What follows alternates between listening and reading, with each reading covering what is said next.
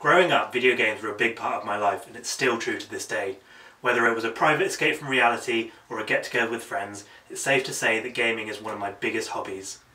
And without sounding too soppy, I'd say it's helped shape me into who I am today. So without further ado, here are the top games from my childhood. I'll start this list off with one of the most cliched and obvious choices of a video game fan growing up in the 90s, The Legend of Zelda: Ocarina of Time. I could spend some time saying how this game is one of the best games in the universe, but honestly you can get that from any one of the thousands of Ocarina of Time reviews already out there. So for me personally, as a child I really identified with young Link and really aspired to push through all of the dungeons and puzzles just to progress through and become an adult.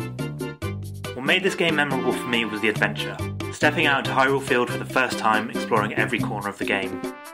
The other great aspect was the story. It was serious when it needed to be, and threw in a bit of comedy here and there, but most of all, it was definitely all of the memorable characters. Ocarina of Time is a game that I still enjoy playing, not only for the nostalgia, but because it still holds up as a great game today.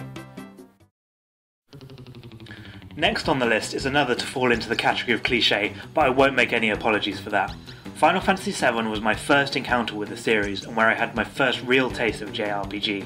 It was also the first console game that I played that spanned multiple discs, and to me that was an exciting concept. Again, the sense of adventure really drew me into this one and stood out as one of the key aspects. But this time it was a bit different. This time I had a team, a whole group of people to manage and control, and to watch their stories unfold. I think what also sucked me into the story of this one a bit more than other games was the fact that it was dealing with issues that I could easily relate to the real world, such as huge corporations ruining the planet for energy and power, and quite famously, death.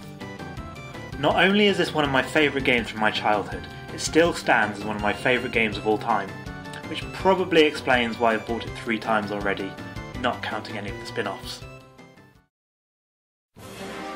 Heading back to the N64, another childhood favourite of mine was Super Smash Bros. At this point I'd been a fan of fighting games such as Tekken on the PlayStation, and Street Fighter and Mortal Kombat on the SNES, but I'd never before experienced a fighting game quite as frantic as this, which I definitely have to put down to the amazing 4-player battles. I really enjoyed how it was so fast paced and felt like it really required some skill, but somehow retained that light-hearted feel that you can only get from a Nintendo game. Now don't get me wrong, the single player mode was fun, but multiplayer is definitely where the game came into its own for me. My friends and I loved this game so much that we managed to sit through an entire 4-player 99 lives match, something which would definitely become quite boring if played alone. We even used the game to make our own mini machinima, probably before any of us knew what machinima was, or maybe even before the term had been officially coined. So it was more like a school play, which doesn't sound as cool.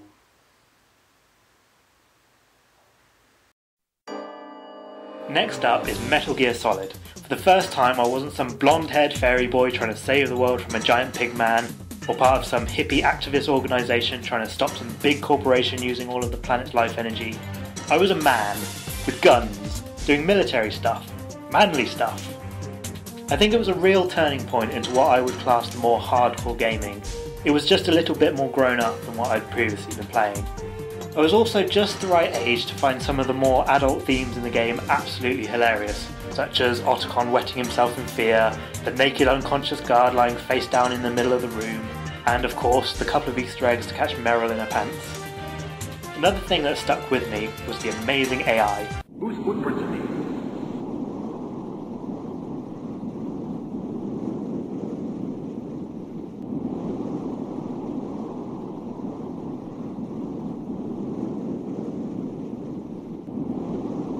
Metal Gear Solid really rewards the player for completing the game multiple times, with things such as new items to play through with and various costume changes for Snake and the Ninja. There are also 2 different endings of the game based on the outcome from the torture scene. The fact that I'll still sit down and play this game for hours at a time definitely shows that it has some real solid replay value.